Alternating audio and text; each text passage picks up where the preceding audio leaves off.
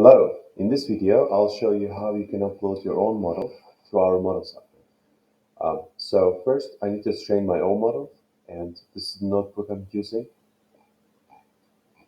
So to reach out this notebook, we're going to share the link in this video's description, so you might check it out. And this is the original notebook. I just modified it according to my goal, and this is what I've got.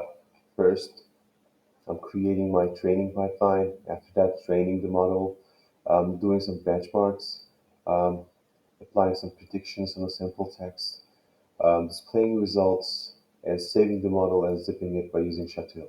So this is the model that I've saved, and by just clicking the three dots here, I'm going to download the model, which I have in here. So now we can just type modelshub.jonesnowlabs.com, and from here you can browse your saved model, uh, in here, and you click it. It's going to upload it. You can click the upload, like you can click in here, but I'm not going to use this one since I've already uploaded. So let's dig into the main part. In here, the license is the open source one, and you're going to add tags for it. And for the tags, open source, NER, and I'm also adding the wiki as well. So for the name is quite important because the first part should be the task. This is a named entity recognition. This is why I'm putting NER in here. The dataset I used is wiki, and the embeddings is Glow 100 dimension. Since I've used English language here, I'm not going to use that one here. The task is named entity recognition, and the compatibility is Spark 3.3.2. The Spark compatibility is 3. The title of this model is going to be this, and dependencies is I'm just adding my embedding stuff name, and description, I'm just putting the description in here.